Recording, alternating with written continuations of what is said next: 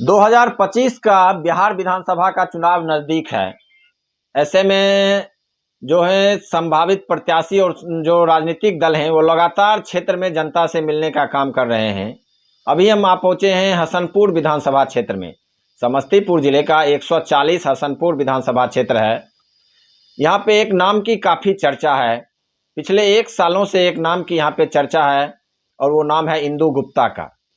इंदु गुप्ता बिहार में बदलाव की ओर देख रही पार्टी जो है जन सुराज प्रशांत किशोर की पार्टी है, उससे जुड़े हुए हैं और लगातार क्षेत्र में सक्रिय रही हैं। वो घर घर जाकर लोगों से मिल रहे हैं, उनकी समस्याओं को सुन रही हैं। हम उनके पास आ पहुँचे हैं। क्या विजन रहेगा उनका 2025 के चुनाव में, यदि उनको यहाँ से जनता मौका देती है तो क्या वो हसनपुर विधानसभा क्षेत्र के लिए करेंगे। मैडम, सबसे पहले स्वागत है। धन्यवाद। और सभी हसनपुर विधानसभा की जनता मालिक को भी प्रणाम। कैसे जन स्वराज से जुड़ने का आपने प्लान किया और जुड़े इससे? जन स्वराज का विचारधारा अच्छा है।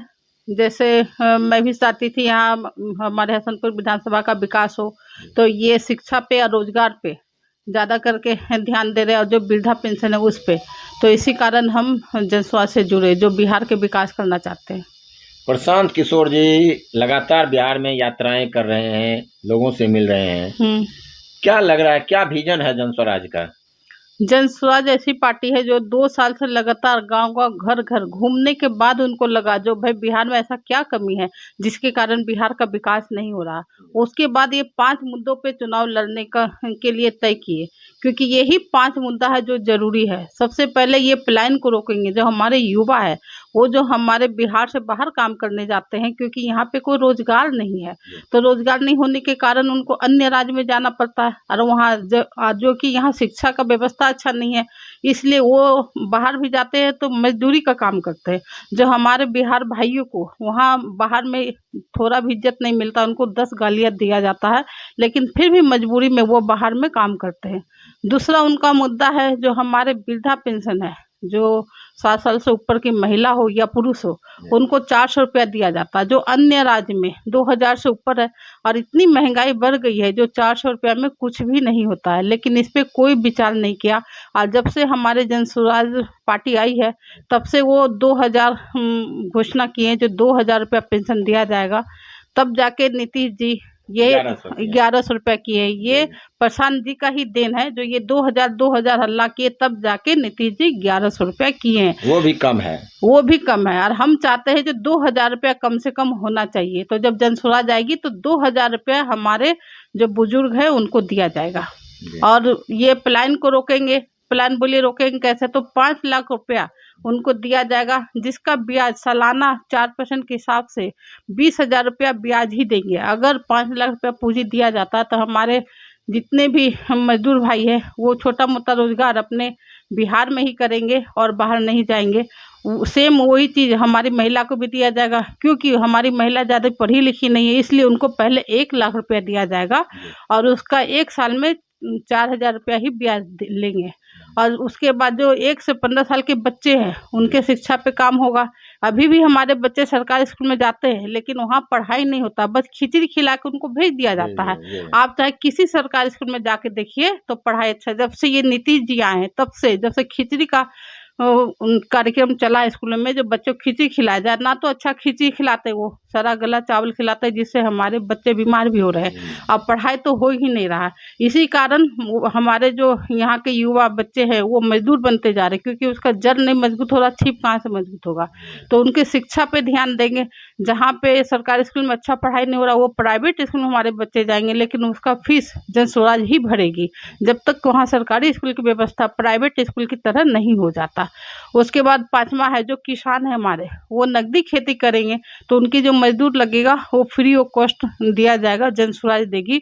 उसको मनरेगा से जोड़ दिया जाएगा और तब मजदूर की पैसा उसी से जाएगा। यही 5 मुद्दे थी जो मतलब हमारे बिहार में चाहिए और इसी पे वो चुनाव लड़ रही, ये सबसे अच्छी बात है। लगातार पिछले 1 साल से आप हसनपुर विधानसभा क्षेत्र के विभिन्न गांव में जा रही हैं, घर घर जाकर लोगों से मिल रही हैं, तो लोगों का जन स्वराज के प्रति कैसा रुझान मिल रहा है, क्या मिल रहा है? जन स्वराज के प्रति बहुत अच्छा रुझान मिल रहा है। सब बदलाव के मोड़ में सब यही बोल रहा है जो मैडम पहले कोई विकल्प नहीं था, तो हम लोग या तो नीतीश जी को देते थे या लालू जी को देते थे, लेकिन हमारे पास जब विकल्प आया है तो हम जन स्वराज को लाएंगे और हम अपना बिहार को बदलाव करेंगे।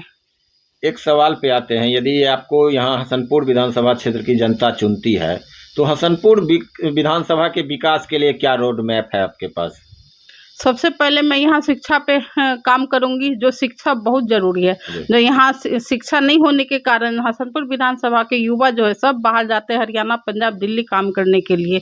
तो इनका शिक्षा अच्छा होगा तो इनको छोटा मोटा नौकरी भी मिलेगा या ये बिजनेस भी कर सकता है। अगर आज के समय में बिजनेस भी करना है तो आपको पढ़ा लिखा होना बहुत ज़रूरी है। तो सबसे पहले शिक्षा पे काम करेंगे, उसके बाद इनका रोजगार पे ध्यान दिया जाएगा। जो एक चीनी मिल है, मैं चाहूँगा यहाँ पे 3 या 4 चीनी मिल हो जाए। जो हमारी मक्की है वो बहुत उपजाऊ होता है, तो मक्की के लिए कुछ यहाँ रोजगार दिया जाए, ताकि हमारे जो मजदूर भाई है जो बाहर जाके काम करते हैं, हमारे हसनपुर विधानसभा में ही उनको काम मिले, ताकि दिन भर वो काम करे और शाम को अपने घर पे आके आराम करें। और जो रोड रास्ता है उसके जो टूटा फूटा हुआ, आप घूमे होंगे, अभी आप आए होंगे, देखते होंगे क्या समस्या है। हर रोड पे पानी जाम है, चाहे हसनपुर में ले लीजिए आप या बिथान में ले लीजिए या उससे आगे कहीं चले जाइए, इस कारण बहुत ज़्यादा एक्सीडेंट होते हैं। इसका मूल कारण नहीं है जो यहाँ का रोड रास्ता भी अच्छा नहीं है, तो रोड रास्ता भी बनाएंगे ताकि हमारे एक्सीडेंट बहुत कम हो। ये सब पे काम किया जाएगा। बिहार में अपराध का ग्राफ दिनों दिन बढ़ रहा है। पिछले दिनों 2-3 दिन पहले राजधानी पटना के एक पॉश इलाके में गोपाल खेमका थे, जो कि बड़े व्यवसायी थे, उनकी हत्या गोली मारकर कर दी गई। इसे कैसे देखते हैं? देखिए, नीतीश जी के राज में सुशासन के तो ढोल पीट रहे हैं। नीतीश जी जो हमारा बहुत मजबूत है, लेकिन ये कहाँ है? जब पोश इलाके में गोपाल खेमका जी का मौत हो जाता है तो फिर हमारे मतलब कौन यहाँ पे सेफ है? आए दिन यहाँ दिन पर दिन गुंडागर्दी बढ़ते जा रही है और हत्याएं बढ़ते जा रहे हैं, तो ऐसे लॉ एंड ऑर्डर का क्या फ़ायदा? तो नीतीश जी को इस पे विचार करना चाहिए और ये सबको रोकना चाहिए, नहीं तो अपनी कुर्सी को रिजाइन दे देना चाहिए। हसनपुर विधानसभा से चुनाव आप लड़ेंगी। अभी तक का इतिहास रहा है, हसनपुर विधानसभा से कोई महिला यहाँ से नहीं जीत कर गई हैं, तो उस इतिहास को आप बदलेंगे यहाँ से? हाँ, मैं इतिहास को बदलूंगी। यहाँ पे जितने भी पार्टी दल है उनका ये कहना है, जो हसनपुर विधानसभा यादवों का क्षेत्र है, यहाँ पे यादव को छोड़ के किसी को टिकट नहीं दिया जाता है, लेकिन जनसुराज पार्टी मुझे टिकट देगी, क्योंकि ये 40 लेडीज़ को भी टिकट देगी, उसमें एक मैं भी हूँ जो मुझे टिकट मिलेगा। और मतलब 70 सालों से यहाँ पे कभी कोई लेडीज हसनपुर विधानसभा का विधायक के लिए इलेक्शन नहीं लड़ा है। अब पहली बार मैं लड़ूंगी और यहाँ का इतिहास बदलूंगी।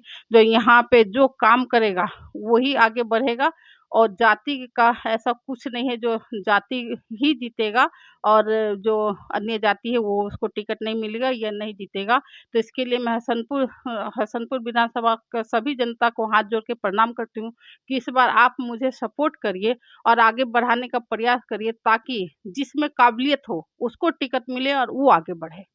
आपने बात की कि हसनपुर विधानसभा क्षेत्र से अब तक यादवों ने ही यहाँ पे जीत हासिल की है, तो जात पात और जाति हिंदू मुस्लिम इन सब से ऊपर उठकर जनस्वराज देखती है। हाँ, जनस्वराज ऐसी पार्टी है जो किसी जात को वो आगे नहीं करता, जिसमें काबिलियत है उसको आगे करते हैं। और उनका कहना है जो जिसमें काबिलियत है वही आगे बढ़े। अगर गलती से किसी गलत आदमी को टिकट दे दिया जाए तो फिर उनको वोट नहीं करे। ये आज तक कभी भी कोई पार्टी नहीं बोली है, लेकिन एक ऐसा पार्टी जनस्वराज ही है जो प्रशांत किशोर जी बोलते हैं, जो अगर कोई गलत आदमी को मेरे यहाँ से टिकट चले जाता है तो आप लोग उसको वोट नहीं करिए। जो वहाँ का अच्छा आदमी है, जो लगता है वहाँ का विकास करेगा, आप उसको वोट दीजिए। एक महिला होकर आप लगातार क्षेत्र में जा रही हैं, कुछ परेशानियां भी होती होंगी। महिलाओं की परेशानियां आपने देखी होगी, जो गरीब महिलाएं हैं उनके घर की परेशानियों को देखा होगा, कैसा लगता है? जब मैं क्षेत्र में घूमती हूँ, जो गरीब महिलाएं मुझे मिलती है उनका परेशानी देख के मुझे बहुत बुरा लगता है। जो हमारी सबसे पहले जो बुजुर्ग महिला है उनको मैं देखती हूँ रोड पे या अपने घर में बैठे रहती है चुपचाप।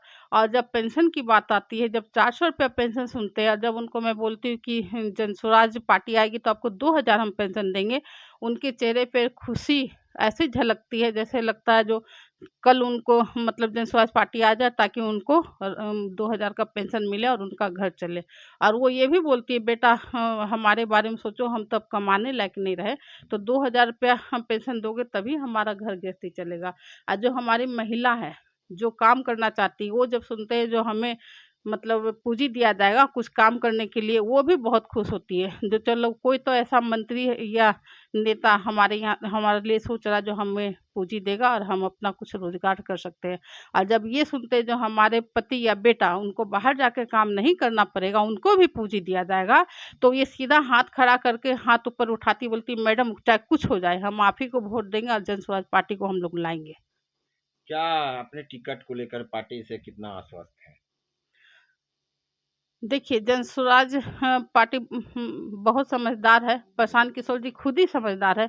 उनको पता है जो हम किसे टिकट देंगे और किसे नहीं देंगे, तो ये मैं प्रशांत जी के ऊपर छोड़ती हूँ। वो जो भी करेंगे मुझे वो मंज़ूर होगा।